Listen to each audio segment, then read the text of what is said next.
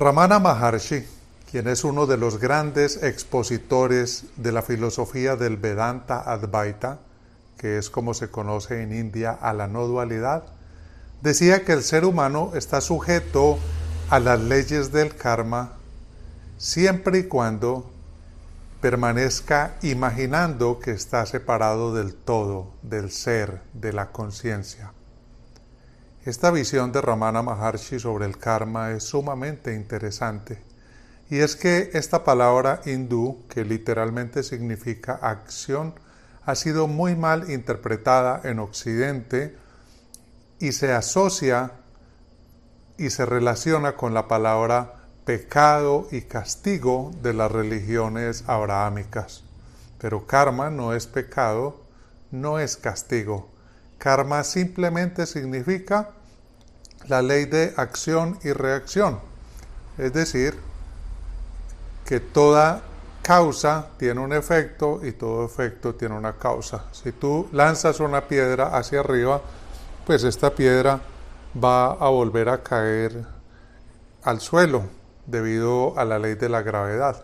Asimismo, la ley del karma lo que se refiere es que cosechamos el fruto de nuestras acciones. Y entonces, ¿qué pasa cuando una persona ha tenido una vida en la cual ha cometido una serie de actos delictivos donde ha dañado a otros, donde ha afectado a los otros seres sintientes? ¿Qué pasará con esta persona? Tiene que cosechar de manera personal el fruto de estas acciones. Pues lo que dice Ramana Maharshi es que si esta persona despierta, si se identifica con el ser, si se identifica con la conciencia, entonces automáticamente se libera de la rueda del samsara o se libera de las leyes del karma. Es decir, que las acciones kármicas no es algo que esté escrito sobre la piedra. Más bien podemos imaginarlo como un registro que se escribe sobre la arena, pero que puede ser borrado fácilmente por acción del viento o por acción del agua. Cuando vemos nuestra vida de esta manera, nos damos cuenta que no tenemos por qué ser prisioneros del pasado y vivir sufriendo y pensando que tenemos que estar pagando continuamente las consecuencias de nuestras acciones anteriores. Cuando nosotros nos identificamos con el yo humano, Pedro, Juan, María, cuando nosotros creemos, pensamos e imaginamos que somos este personaje que utilizamos para movernos en la tierra, este avatar a través del cual funcionamos en el mundo de la forma, entonces por supuesto que vamos a cosechar el fruto de todas las acciones que ha realizado el personaje, porque estamos identificados con él. Pero ¿qué pasa cuando nos damos cuenta de que nosotros no somos el personaje, nosotros no somos este avatar, sino que somos el todo, la conciencia cósmica universal? Esto es lo que se llama el despertar universal. Esto es lo que descubrió Buda cuando se dio cuenta que su yo era algo irreal. Esto es lo que descubre Jesús cuando dice mi Padre, es decir, la conciencia cósmica, y yo somos uno. En ese momento, al no estar identificado con este organismo humano, con esta mente humana, nos liberamos de la acción del karma. Pero esto no se trata solo de un pensamiento o de una imaginación, es algo totalmente real, porque sucede que aquel que ha creado el karma, que ha puesto en movimiento esas acciones, es el ego, es el yo. Pero el yo, el ego, en realidad es una ilusión, es la imagen de nosotros mismos que creamos en nuestro cerebro a través de los recuerdos, de la imaginación, de los anhelos acerca del futuro, de las ideas que mantenemos acerca de nosotros mismos. Pero no es una realidad, Este ego, este yo no tiene una sustancia, no lo puedes pesar, no lo puedes medir, simplemente es el resultado de una acción cerebral. Es un pensamiento muy bien estructurado, podríamos decirlo de esta forma. Pero cuando nos damos cuenta de que nosotros no somos este yo, sino que somos el absoluto, somos la totalidad, pues automáticamente ya no tiene sentido seguir cargando con las acciones realizadas por este yo humano, porque nos liberamos automáticamente de toda esa rueda del samsara, como la llaman en Oriente, a la rueda de el nacimiento, muerte, reencarnación. Y automáticamente entramos en el eterno ahora, donde no hay pasado, donde no hay futuro, donde solamente existe un eterno presente. Este es el significado de eternidad, y por eso se dice que Dios o la conciencia es eterna. ¿Por qué? No existe ni en el pasado ni en el futuro, sino únicamente en el eterno presente, que va cambiando constantemente porque está en un eterno fluir. El presente no es algo estático, es algo totalmente cambiante, y por ello, para estar atentos al presente, necesitamos desarrollar mucha conciencia de lo que está sucediendo en el aquí y en el ahora, dentro y fuera de nosotros. Bueno, alguna vez le explicaba esto a un amigo, cómo al despertar nos liberamos de todas del resultado de las acciones kármicas, y este amigo me decía que él no estaba de acuerdo, que le parecía esto sumamente injusto, porque él no entendía cómo entonces una persona podía matar, robar, cometer toda clase de abusos contra niños, hacer toda clase de acciones terribles contra otros seres sintientes o contra la naturaleza, y de pronto un día simplemente despierta y entonces no tiene que asumir el resultado de sus acciones anteriores. Yo le explicaba a este amigo que es muy difícil que una persona que esté en semejante estado de inconsciencia pueda realmente tener este despertar súbito.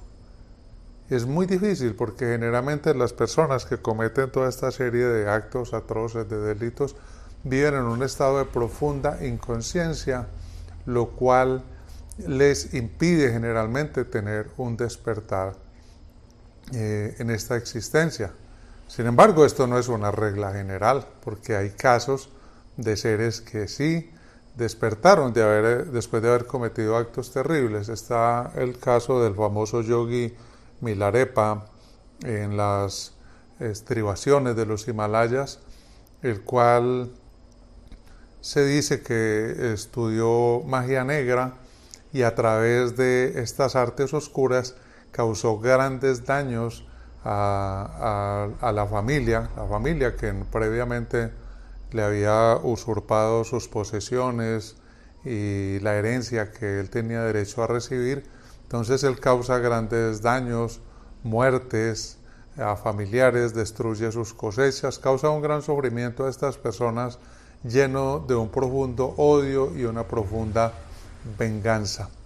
Pero el yogi Milarepa, antes de ser yogi, pues él en algún momento conoce a un maestro espiritual de la no dualidad, Marpa, llamado el traductor, el cual le enseña o le muestra cómo a través de la meditación puede liberarse de la identificación con ese ego que está lleno de odio, de venganza, de rencor, y se da cuenta Milarepa que él es mucho más que eso y tiene un despertar. Claro, este despertar no se da inmediatamente. Primero hay un proceso que está rodeado de una serie de iniciaciones que su maestro le va preparando a lo largo del tiempo para llevarlo hasta ese momento de su despertar. Pero finalmente, cuando Milarepa despierta, automáticamente él ya no tiene nada que ver con ese yo, con ese ego que causó dolor, que generó tragedias, que generó sufrimiento, porque él entra a darse cuenta que su verdadero ser es la conciencia cósmica universal. Entonces, este es un ejemplo muy interesante de cómo una persona que despierta se libera de esas sensaciones de estar identificado con todo el sufrimiento que sembró. Y esta enseñanza es un aliciente, o le da una esperanza a muchos buscadores espirituales que llegan a este camino y que empiezan a practicar la meditación, a vivir de una manera más consciente, a vivir de una manera mucho más despierto, pero que de pronto en un momento de su vida piensan, pero es que yo en el pasado causé daño a otros seres, causé sufrimiento, en el pasado yo le quité la vida a otras personas o formé parte de algún grupo delincuencial en el cual torturé, hice daño a otras personas, y a esta gente se identifica con eso y creen que tienen que pagar el precio de sus acciones porque simplemente es la ley del karma.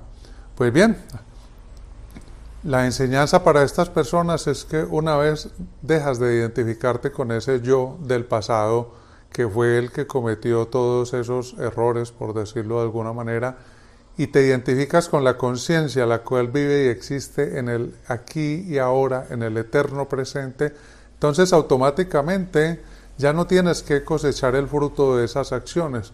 ¿Por qué? Porque esas acciones, ¿dónde ocurrieron? En el pasado. La pregunta es, ¿el pasado es real? Claro que no, no es real. Lo único real es el presente. Y si tú estás identificado con la conciencia que vive en el eterno presente, la conciencia que no se identifica con el yo humano, entonces no tienes por qué pagar el resultado de esas acciones. Esto es muy parecido a lo que en ciertas iglesias cristianas llaman el estado de gracia. Y se refiere a que cuando una persona reconoce a Jesús como su Señor y Salvador, automáticamente entra en un estado de gracia donde todos sus pecados le son perdonados, o lo que sucede en la Iglesia Católica durante la confesión. Es semejante, sin embargo, no es exactamente igual, porque en el cristianismo, a pesar de que aceptas a Jesús como tu Salvador, que Jesús es el arquetipo del Cristo interior, de la conciencia cósmica dentro de ti, lo que llaman en la India el Atman, sigues identificado con el yo humano, sigues creyendo que eres un ego y por lo tanto sigues atado al pasado y a sus consecuencias. Pero diferente a esto es el despertar espiritual, porque en él, al renunciar a ese yo del pasado, automáticamente entras en un estado de gracia, y me gusta mucho usar esta palabra porque la gracia es algo que nos es dado, que no es algo que es propio de la conciencia, es algo que el ego no lo puede comprender, que la mente jamás va a poder entender. La gracia es un estado de dicha, es un estado de plenitud, es un estado de bendición donde nuestra vida se transforma. Y cuando empezamos a vivir en este estado de gracia, en este estado de conciencia plena, entonces todo a nuestro alrededor, dentro y fuera de nosotros, se empieza a resolver. La vida que antes era como un conflicto, era un laberinto, siempre teníamos que luchar para lograr las cosas, de pronto todos los puntos empiezan a conectar, de pronto todas las fichas empiezan a caer en el lugar que le corresponde y la vida se convierte en un fluir. Y tú lo que haces simplemente es entregarte a ese fluir, dejas de luchar, dejas de pelear y simplemente todo se va dando en una sucesión maravillosa. Este estado de fluir que ocurre cuando practicamos la entrega, que es el último de los 7 portales a la conciencia, entonces nos genera una libertad absoluta. Por eso quien vive en la entrega está completamente libre, porque se ha, valga la redundancia, liberado de la identificación con ese yo del pasado que generó acciones en el pasado y ahora está identificado con la conciencia que simplemente existe en el eterno presente y en el presente no tiene por qué cosechar el producto del pasado.